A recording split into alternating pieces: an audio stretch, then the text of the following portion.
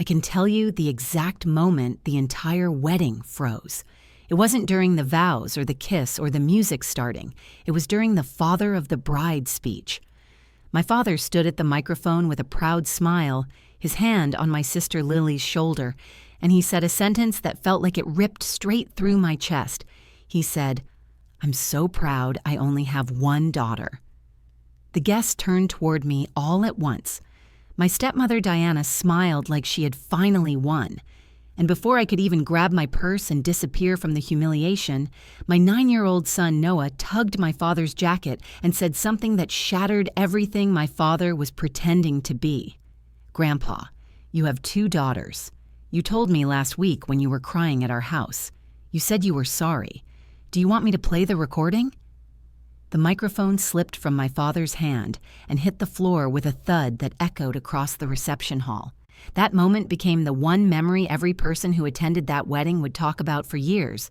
But before any of that happened, before my son walked up and confronted a grown man in front of 100 people, you need to understand how we got there and who we all were on that day.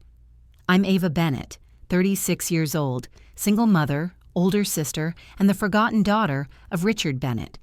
My relationship with my father used to be strong, back when my mother was alive and before he remarried. Richard was loving, present, protective, and the kind of dad everyone envied. Then he married Diana 10 years ago, and everything changed. She made it clear from day one that she didn't want me around. She criticized everything about me, my parenting, my job, my clothes, and especially the fact that I divorced Noah's father. My father chose peace with her over a relationship with me. Slowly, he drifted away until the man who raised me became a guest who occasionally sent holiday cards signed with his wife's name. My sister Lily is younger than me by 6 years, sweet, gentle, and always trying to please everyone. She and I grew distant not because of anything between us, but because Diana positioned her as the good daughter. The one who didn't get divorced, the one who didn't cause stress, the one who fit Diana's perfect family image. Lily tried to stay neutral, but the pressure around her was too much. My son Noah is the opposite of the adults around him. He's honest, emotionally mature, and observant in a way that surprises people. He notices everything. He feels everything, and he has never been afraid to speak up when something is wrong. He's the reason I keep going. The reason I didn't break under the weight of years of family rejection. Now picture the wedding. Charleston, South Carolina. An elegant outdoor ceremony framed with white roses and string lights. Tables with gold-trimmed place settings. Guests dressed in soft summer tones. Everyone smiling with cameras. Ready. I was standing a little to the side, trying not to draw attention, wearing a navy dress I bought on sale after saving for weeks because I wanted to look decent for my sister's big day. When my father walked Lily down the aisle, I smiled because she looked like she was glowing. Noah leaned into me and whispered, "Aunt Lily looks like a princess." His voice was so sincere it made my heart swell. For a moment, it felt peaceful. For a moment, I believed the day might be a chance to start healing. But then the speeches started. My father walked up to the microphone with the confidence of a man who believed he controlled the narrative. He talked about Lily's accomplishments, her loyalty, her strength, her kindness. I clapped for her. I really did. But then he turned toward the crowd, his hand still on her shoulder, and said, "I'm so proud I only have one daughter who has always stood by me." The room shifted. Conversation stopped. Heads turned toward me. Some people looked confused, others uncomfortable, and some whispered into their champagne glasses. Diana smiled like the moment was orchestrated. My sister's smile twitched with guilt. I felt like my heart cracked open right there in front of everyone. I stepped back, looking for an escape, but Noah tugged at me. His small voice said, "Mom, he's lying." Before I could stop him, before I could even breathe, he walked up to my father, and then he said the sentence that ended the silence and turned the wedding into a battlefield of truth. Before the wedding day disaster, before the microphone hit the floor and the gasps filled the air, my life felt like it was trapped in a delicate balance between survival and hope. I worked full-time as a medical billing coordinator, supporting myself and my son Noah in a small but cozy 2-bedroom home outside Columbia, South Carolina. My life wasn't glamorous or perfect, but it was stable. I had routines, traditions, and a circle of friends who felt more like family than the one I was born into. My mornings usually started with Noah banging on my bedroom door announcing he made his own cereal. Even when he spilled half of it, he proudly declared it a success. We'd drive to school listening to his favorite songs. Evenings were for homework at the kitchen table, pasta dinners, and bedtime stories with him snuggling his stuffed dinosaur. In those small moments, I felt like the luckiest mother in the world. But beneath our peaceful routine was a wound that kept reopening, my father's absence. I grew up being Daddy's girl. He sat front row at every play, every sport, every moment that mattered.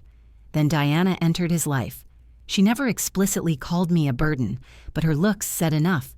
Her comments always cut deep, but were delivered in a soft voice, like she was being helpful. When I got divorced, she told my father, "Ava doesn't understand commitment. She's always impulsive." That wasn't true at all. My marriage ended because my ex-husband became someone I didn't recognize. But Diana spun her version of the story until it became truth in my father's mind. As the years passed, every holiday, every birthday, every invitation turned into a reminder that I wasn't wanted. I tried to reach out, tried to reconnect, but the distance only grew.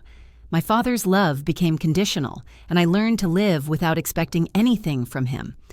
Noah asked about him often. "Mom, why doesn't Grandpa come over? Did I do something wrong?" Each time, I told him the same thing. "No, baby, you didn't do anything. Adults sometimes forget what matters." It broke my heart every single time. Then something unexpected happened 1 week before the wedding. My father showed up at my house. No call, no warning. He stood on my porch looking shaken, his eyes red and his voice trembling. I hadn't seen him like that since my mother died. Noah peeked from behind me with wide eyes. Richard said, "Ava, I need to talk to you." I stepped aside and let him in. He sat on my couch, elbows on his knees, head in his hands. Then he said the words I had waited years to hear. "I'm sorry, I failed you." I froze. He talked about how he let Diana dictate too much, how he missed me, how he felt like he didn't deserve to be my father. Noah sat quietly in the doorway listening. Then my father cried, truly cried. He said, "I want to fix this. I don't want to lose you." For a moment, I believed him. His voice was raw, vulnerable, nothing like the man I knew at Diana's side. I reached out and held his hand. "Dad, I'm here. I never left." Before leaving, he hugged Noah and said, "You're the best grandson a man could ask for." Noah later confessed he recorded part of the conversation on his kid's tablet, not out of malice, but because he said, "Mom, Grandpa was saying nice things and I didn't want you to forget." So going into the wedding, I wasn't bitter. I was hopeful for the first time in years. Hopeful that maybe the worst was behind us. Hopeful that maybe my father's speech would acknowledge both his daughters. I didn't know that the same man who cried in my living room would stand in front of 100 people and pretend I didn't exist. I didn't know the betrayal that was coming. And I had no idea my son would be the one to expose the truth. When I arrived at Lily's wedding, I wanted nothing more than to celebrate her. Despite everything that happened between my father and me, my love for my sister never changed. I wore a navy dress, simple but elegant, and Noah wore a crisp button-down with khakis and a tiny clip-on tie he picked himself. He kept practicing his smile in the mirror that morning, wanting to look like a gentleman. My heart melted. The venue was breathtaking. A beautiful estate outside Charleston with an oak tree covered in string lights, white chairs arranged in perfect rows, and a soft breeze carrying the scent of roses. Guests chatted, laughter filled the air, and everything sparkled with that warm southern charm. But even in the beauty, I felt the tension. The moment we stepped into the reception area, Diana saw me and whispered something to a woman standing beside her. They both looked at me with that judgmental smile people give when they want you to feel out of place. I held Noah's hand tighter. We found our seats, far enough in the back that I wondered if it was intentional. Noah swung his legs under the chair, humming quietly. He always hummed when he was nervous. The ceremony began. Lily walked down the aisle with our father beside her. She looked stunning, radiant, her smile wide, but her eyes kept flicking toward me with something that looked like guilt. Richard beamed with pride. People whispered, "They look like a perfect family." I sat with my hands folded tightly in my lap. After the officiant pronounced Lily and her husband Oliver married, the reception began. Servers moved through with champagne, guests danced, laughed, and took photos. I tried to blend into the background, not wanting to add tension to Lily's day. But as I moved through the crowd, bits of conversation reached me. I thought Richard had 2 daughters. Well, not really. The older one hasn't been around. I heard she's difficult. Maybe that's why they don't talk. Each comment stabbed at my heart. It wasn't the rumors themselves. It was the realization that my father allowed this version of me to exist in people's minds. At one point, I overheard Diana telling a group of guests, "Lily has always been our only girl in spirit."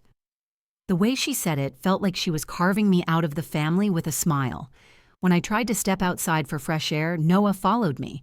He looked up and asked, "Mom, why is everyone acting weird about you being here?" I forced a smile and said, "It's grown-up stuff. Don't worry about it." He frowned because he didn't like half answers. Then came the speeches. I sat at the table with my hands in my lap, my heart racing. Lily's speech was sweet and heartfelt. Then my father stood up. People quieted down, lifting their glasses. His opening remarks were charming. He spoke about Lily's childhood, her achievements, and how proud he was. Then he shifted. He said, "I'm so proud that I get to say I have one daughter who has always stood by me." The room went silent. My breath caught. My heart dropped. I felt every pair of eyes turn toward me. Lily's expression twisted. She looked horrified. Oliver shifted uncomfortably. Diana placed a hand on Richard's arm, smiling with quiet triumph. I wanted to stand up and walk out, but my legs wouldn't move. Everything inside me screamed to run, hide, disappear. Then Noah tugged my arm. "Mom, he's lying." His little face was tense, determined. Before I could stop him, he slid out of his chair and walked straight toward the man who once taught me how to ride a bike. The conflict wasn't just beginning. It had already erupted. Noah stepping away from our table felt like the world shifting under my feet. I reached out to grab him, but he was already halfway across the reception floor. His small shoes tapped softly on the wooden floor, but to me it sounded like thunder. My heart pounded in my chest. I whispered, "Noah, come back." But he didn't even turn around.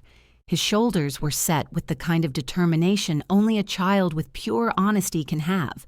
Richard looked down, visibly confused, as Noah tugged the sleeve of his suit jacket. Conversations around the room slowed and then stopped completely. Every head turned toward them. People leaned closer, sensing something was unfolding. Noah tilted his head up, eyes steady. "Grandpa, you have 2 daughters." A ripple of shocked whispers spread through the crowd. Someone gasped. Another guest murmured, "Is that Ava's boy?" The bridesmaids exchanged wide-eyed looks. Lily covered her mouth with her hands. Diana stiffened, her smile faltering for the first time. Richard blinked several times, caught off guard. "Noah, buddy, this isn't the time," he said, his voice strained. But Noah didn't waver. "You told me last week when you were crying at our house," he continued with childlike bluntness. "You told me you were sorry. You said you wanted to fix things with Mom." Richard's complexion turned pale. The room was still enough to hear someone set down a glass 2 tables away. I forced myself to stand. My knees shook as I walked toward them. "Noah, sweetheart, come here," I said softly, but he took another step forward before turning to me. "No, Mom," he said, his voice tight. "He's lying again." Hearing my son say that in front of everyone felt like a punch to the stomach. Not because he was wrong, but because he shouldn't have been the one carrying this burden. Noah turned back to my father, reaching into the pocket of his little blazer. "Do you want me to play the recording?" A collective gasp filled the space. I felt heat rush to my face. I grabbed Noah's hand gently and whispered, "No, baby, we're not doing that here." But he looked up at me with tearful eyes and said, "Mom, he hurt you." That was the moment something shifted inside me. For years, I held my tongue. For years, I accepted the distance, the favoritism, the silence, the way people talked about me when my father shrugged or looked the other way. For years, I chose peace even when it hurt. but seeing my son step into the fire for me made me realize I couldn't stay silent anymore. Richard stepped back, shaking his head. "Ava, I didn't mean, this wasn't—" His words stumbled out like he didn't know which lie to grab. Diana stepped forward with a tight smile, voice sharp. "Richard, control your child." Then she turned to Noah. "You need to sit down immediately." Noah's little jaw trembled, but he stood his ground. "I don't like when adults lie to my mom," he said quietly. That sentence hit every adult there harder than any recording could have. Guests started murmuring again. "Is this true? He cried at their house? Why would he say he had one daughter then?" Lily pushed through the crowd, her wedding dress snapping lightly against her legs. She reached us, eyes glassy. "Dad, please tell me he's not telling the truth." She sounded desperate, begging for the integrity she believed her father still had. Richard's shoulders sagged. He pressed a hand to his forehead and said, "I don't want to do this here." But the moment no longer belonged to him. It belonged to the truth. I stepped forward, putting my hand on Noah's shoulder. My voice steadied. "Dad, why did you say that? Why would you tell a room full of people you only have one daughter when you were in my home apologizing just days ago?" The tension stretched so tightly it felt like it could snap. Richard looked around, realizing there was no way out that wouldn't expose him. His silence was louder than any confession. The turning point wasn't just Noah's statement. It was the moment I finally stopped shrinking. It was the moment the truth became unavoidable. And everything that happened next was because a 9-year-old boy refused to let lies win. Richard's silence stretched across the reception like a heavy blanket suffocating everyone beneath it. People stared at him, at me, at Noah. Some leaned back in shock. Others leaned forward as if afraid to miss a single moment. Even the band members stopped adjusting their equipment. Lily clutched her bouquet so tightly, her knuckles turned white. Finally, Richard spoke, but his voice cracked. "Ava, this isn't what it looks like." I met his eyes. "Then explain it. Explain why you pretended I don't exist." Diana stepped between us like a shield, her voice sharp. "Because the truth is messy, and this is not the place for you to drag your family drama into a wedding." Lily gasped. "Diana, stop." She stepped to my side, surprising everyone, including Diana. "This is my wedding, not yours." Diana's lips thinned. "I was protecting your father's image and destroying mine in the process," I said, not raising my voice but feeling every ounce of betrayal burn through me. Richard tried to grab the microphone again, but his hands shook. His face was flushed with humiliation, guilt, and fear. "I didn't mean to hurt you, I just—" Noah looked up at him. "But you did hurt her." Richard's eyes darted to Noah, then to the crowd, then to me. He looked like he was drowning in the truth he had avoided for years. His shoulders slumped as if someone finally sliced the strings holding him upright. "I was weak," he finally said, the words spilling out. "I let Diana convince me that keeping peace meant choosing sides. I thought distancing myself from you would make things easier at home. I didn't think it through." The murmurs grew louder. People exchanged looks of disappointment and disbelief. Lily whispered, "Dad, how could you?" Richard reached for her hand, but she pulled it back. "Ava is your daughter, too. You can't erase that." Diana snapped, "She is manipulative. She always has been." That was it. I took a deep breath and stepped forward. I have never manipulated anyone. I've been abandoned, ignored, and judged, but I stayed quiet because I didn't want to ruin Lily's relationship with Dad.